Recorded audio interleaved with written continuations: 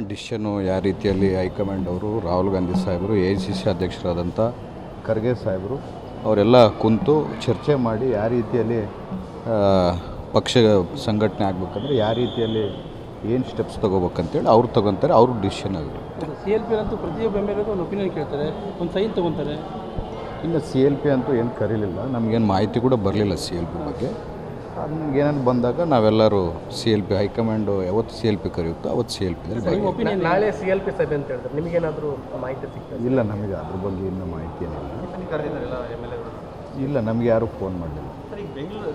Development ನಿಮಗೇನು ಮಾಹಿತಿ? Network ಇಲ್ಲ, ವಿಚಾರ ಕೂಡ ಗೊತ್ತಿಲ್ಲ ಸರ್. ನಿಮಗೇನು ಸರ್ ಇದೆಲ್ಲ ಏನು ನಮಗೇನು ಗೊಂದಲ ಅನಿಸಿಲ್ಲ.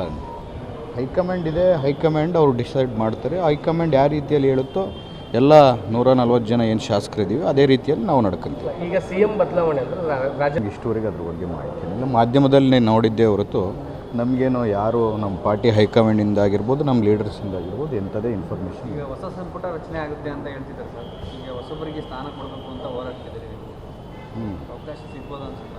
ಇಲ್ಲಪ್ಪ, ನಮ್ಮ ಜಿಲ್ಲೆ ಕಡೆಯಿಂದ ನಾವು ನಾಗೇಂದ್ರಣ್ಣ ಕೇಳಿದ್ವಿ. ಇವತ್ತು ಕೂಡ ನಮ್ಮ ಜಿಲ್ಲೆ ಶಾಸಕರೆಲ್ಲರೂ ಜಿಲ್ಲೆ ವಿಚಾರ ಅಂತ ಜಿಲ್ಲೆ ಕೊಟ್ಟದಲ್ಲಿ ಹೇಳಿದ್ವಿ, ಆದರೆ ಹೊಸಬರಿಗೆ ಕೊಡಬೇಕು ಅಂತ ಒಂದು ಪಕ್ಷ ಸಂಘಟನೆ ದೃಷ್ಟಿಯಿಂದ ಕೊಡಬೇಕಂತ ನೀವು? ಇಲ್ಲ, ನಾವು ಹೊಸಬರಂದರೆ ಇನ್ನು ಬೇರೆ ಬೇರೆಯವರು ಭಾಳಷ್ಟು ಜನ, ಮಂಡ್ಯ ರವಿಯವರಿದ್ದಾರೆ, ಶರತ್ ಬಚ್ಚೇಗೌಡರಿದ್ದಾರೆ, ನಯನ ಮೋಟಮ್ಮ ಅವರಿದ್ದಾರೆ, ಅವ್ರಿಗೆಲ್ಲ ಕೊಡಲಿ ಅಂತೇಳಿ ನಮ್ಮದು ಒತ್ತಾಯ ಇತ್ತು.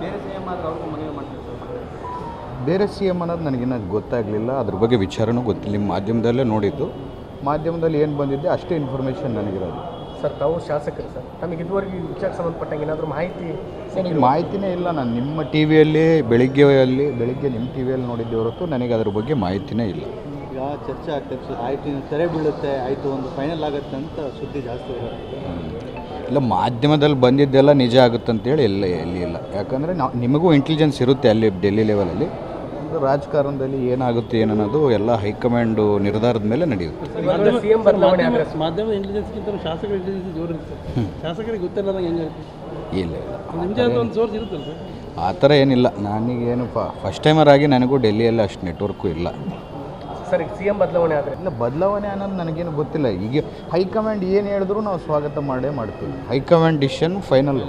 ಈ ಕಾಂಗ್ರೆಸ್ ಪಾರ್ಟಿಯಲ್ಲಿ, ನಮ್ಮ ಪಾರ್ಟಿಯಲ್ಲಿ ರಾಹುಲ್ ಗಾಂಧಿ ಸಾಹೇಬರು, AICC ಅಧ್ಯಕ್ಷರಾದಂಥ ಖರ್ಗೆ ಸಾಹೇಬರು ಅವ್ರು ಏನು ಡಿಸೈಡ್ ಮಾಡ್ತಾರೋ ಅದಕ್ಕೆಲ್ಲ final. Sir, in case CM ಆದರೆ, DK ಶಿವಕುಮಾರ್ CM ಆದರೆ ಯಾವ ರೀತಿ ವ್ಯತ್ಯಾಸ ಆಗ್ಬೋದು ಹಿಂದಿನ ಆಡಳಿತ? ಇಲ್ಲ, ನಾನು ಹೈಪೋಥೆಟಿಕಲ್ ಕ್ವಶನ್ಸ್ಗೆಲ್ಲ ಆನ್ಸರ್ ಕೊಡೋಕ್ಕಾಗಲ್ಲ.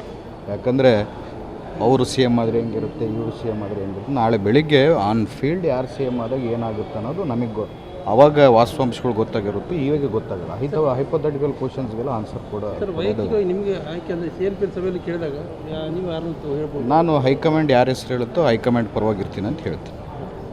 ನಿರ್ಭೀತ, ನಿಷ್ಪಕ್ಷಪಾತ, ವಿಶ್ವಾಸಾರ್ಹ ಸುದ್ದಿಗಳಿಗೆ ಮತ್ತೊಂದು ಹೆಸರಾಗಿರುವ ನ್ಯೂಸ್ 18 ಕನ್ನಡ ಈಗ ಆಪ್ನಲ್ಲೂ ಲಭ್ಯವಿದೆ.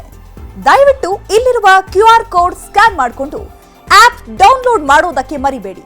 ನಿಮ್ಮ ಬೆಂಬಲ ಹೀಗೆ ಸದಾ ನಮ್ಮೊಂದಿಗಿರಲಿ. ಧನ್ಯವಾದ.